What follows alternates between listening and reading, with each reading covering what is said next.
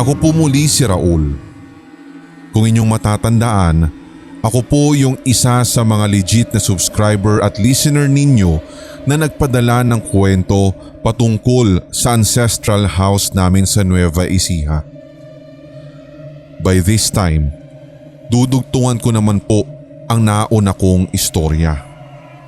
Katulad nga din po ng sabi ko sa unang kwento, binenta namin ang bahay namin sa Metro Manila at ang napagbentahan noon ay ginamit ng aking mga magulang para sa aming pangkabuhayan.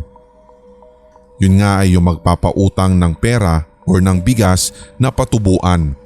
Ngunit ang pinaka-creepy part sa lahat, Sir Red, ay mas marami ang hindi nakabayad kaya't dumating talaga kami sa punto na naputulan kami ng kuryente at tubig.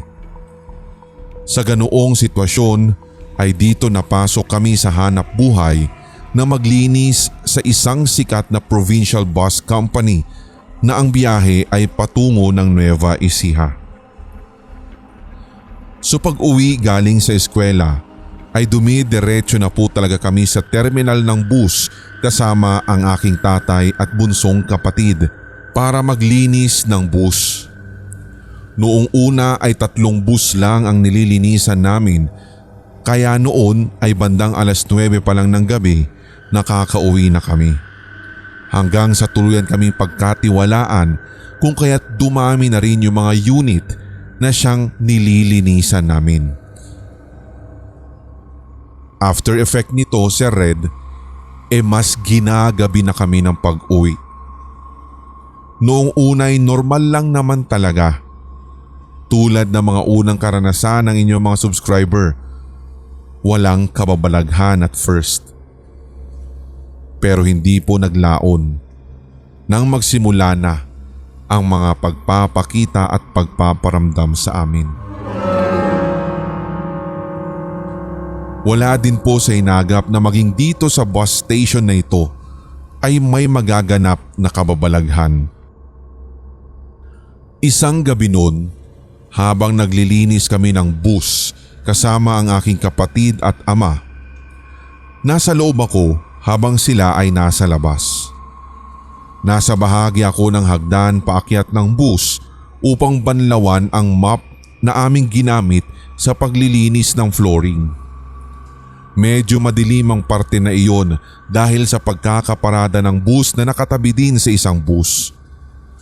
Napahinto ako sa paglilinis o pagmamap nang makita ko po na merong itim na sapatos.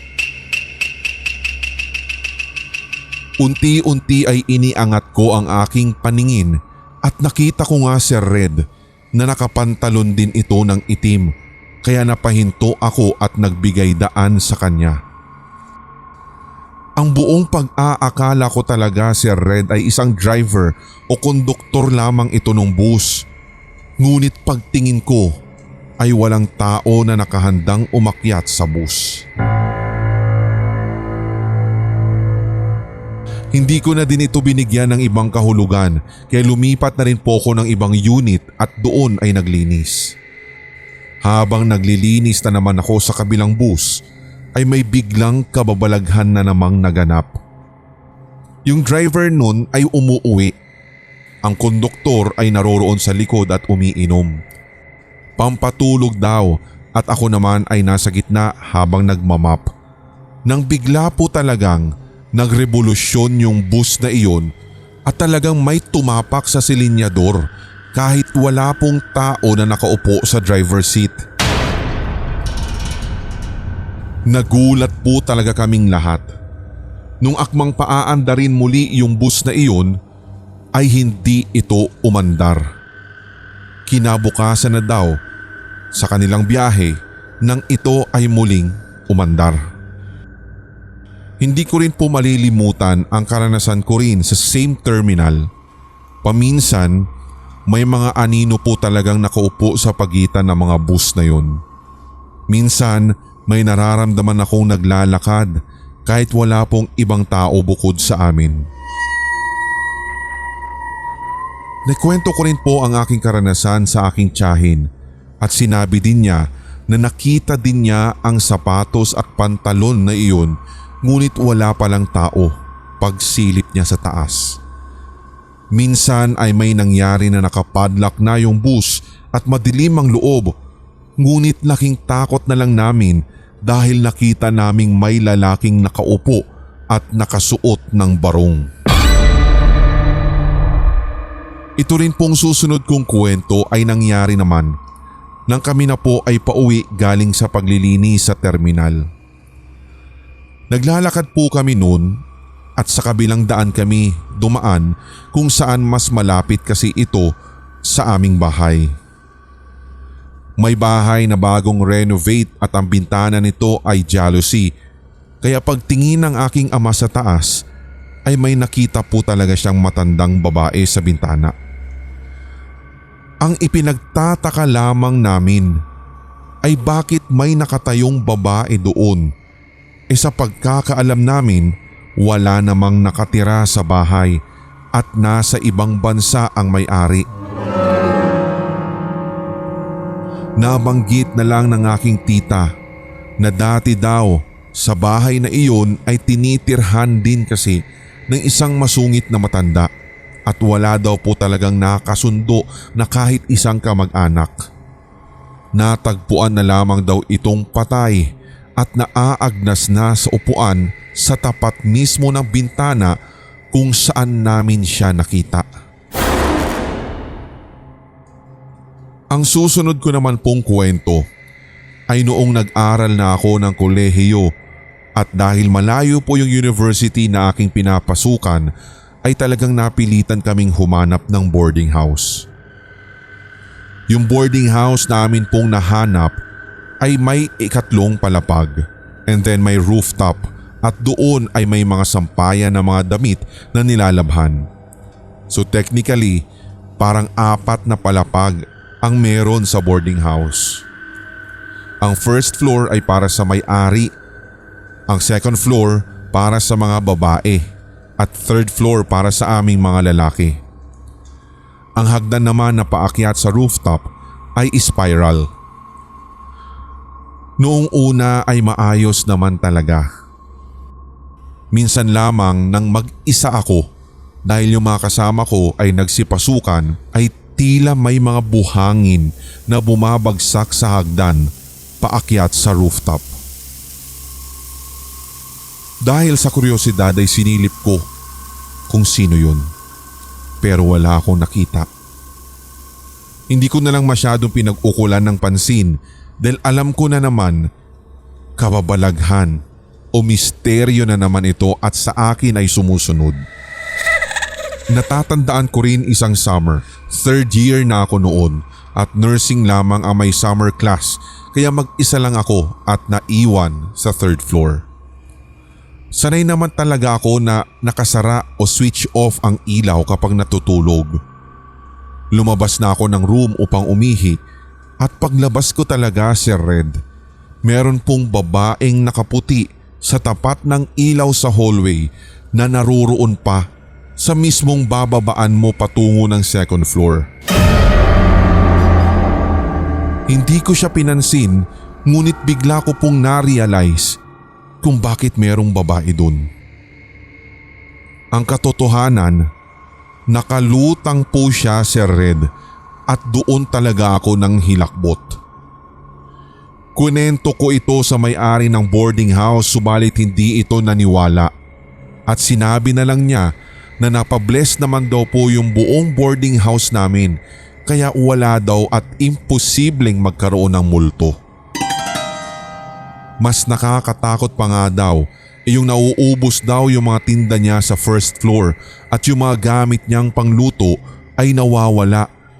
So ibig sabihin ay aware na rin naman talaga siya pero nako-confuse lang naman ako sa kanyang paninindigan. Kagaya ng napakinggan ko sa isang episode ng SHS noon, Sir Red. Hindi ako naniniwala na pag dumating ka sa sitwasyon na nakakita ka ng multo ay matatakot o hindi ka makakagalaw sa iyong kinatatayuan. Sabi nga doon ay nauunahan lang kasi tayo ng malilikot nating isipan Kaya tila sumasabay ang buong sistema natin dahil nadadala o natatangay tayo ng takot.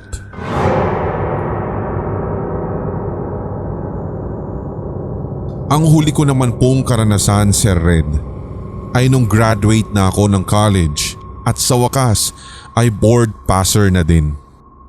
Ito naman pong kwentong ito ay patungkol sa aking tito na siyang nagpaaral sa akin. Ang tito kong ito ang siyang panganay na kapatid ng aking tatay at wala po siyang asawa at anak. So after ko po makagraduate ng college ay siya namang panahon na nakakaramdam siya ng iba't ibang sakit sa katawan. And to cut the story short, na-diagnose nga po siya na meron siyang colon cancer. So bilang ganti sa kanyang kabutihan, ako po yung nag-decide na magbantay sa kanya sa ospital lalo nung siya ay naoperahan. Nagsuggest ang mga doktor na kailangan nga din po niyang sumailalim sa chemo, ngunit siya ay tumanggi na sa kadahilan ng wala naman na daw pong dapat pang i-chemo. And after po ng 1 taon, bumalik ang kanyang sakit at ang bukol din ay kumalat na sa kanyang atay. Na-confine siya sa aking pinapasukang ospital, ngunit palliative care na lang ang ibinibigay sa kanya. Ito po yung kadalasang inuukol sa mga terminally ill na patients. Hindi naglaon ay nag-decide na rin po kami na iuwi na lang siya sa kanyang bahay at doon na siya alagaan. Isang araw noon, tinanong niya kung anong petsa na. Pagkatapos kong sabihin ng petsa, sumagot siya ng numero.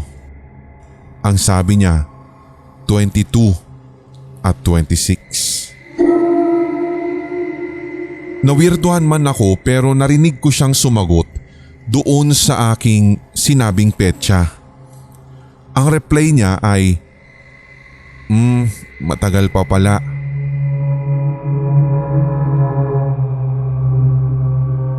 Habang lumilipas sa mga araw at unti-unti na siyang nagsasabi ng mga pangalan ng mga kamag-anak naming matagal nang yumao at sa paligid naman ng kanyang bahay ay may mga mabibilis na mapuputing tela at aninong dumadaan. Doon ako talaga mas lalong kinilabutan. Lahat ng ito, Sir Red, ay nangyayari sa tuwing sumasapit ang gabi. Hanggang sa dumating ang petsang July 22. Doon siya nagsimulang manghina. And came July 26. Doon po siya binawian ng buhay. Naisip na lamang po namin na alam na niya pala kung hanggang kailan na lang siya tatagal sa mundong ibabaw. Doon nga'y nabalikan ko yung sinagot niyang 22 at 26. At nung araw na nagtanong siya sa akin ng petsa.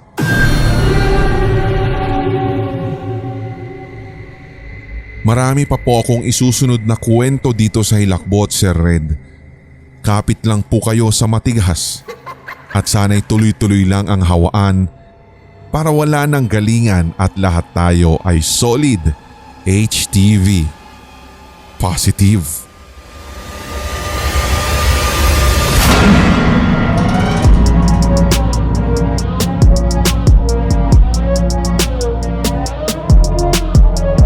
Kung nagustuhan mo ang kwentong katatakutan na ito, hit like, leave a comment at i-share ang ating episode sa inyong social media. Suportahan ang ating writer sa pamamagitan ng pag-follow sa kanyang social media. Check the links sa description section. Don't forget to hit that subscribe button at ang notification bell for more Tagalog horror stories, series, and new segments. Suportahan din ang ating mga brother channels, ang Sindak Short Stories for more one-shot Tagalog horrors. Gayon din ang Hilakbot Haunted History for weekly dose of strange facts and hunting histories. Hanggang sa susunod na kwentuhan, maraming salamat mga solid HTV positive.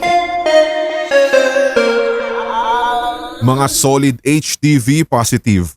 Ako po si Red at inaanyayahan ko po kayo na suportahan ng ating bunsong channel, ang Pulang Likido Animated Horror Stories. subscribe na. Or else. Ngayong taon, tuloy-tuloy ang ating kwentuhan at unli takutan dito sa Hilakbot Pinoy Horror Stories Radio. Your first 24/7 non-stop Tagalog horror stories Sa YouTube.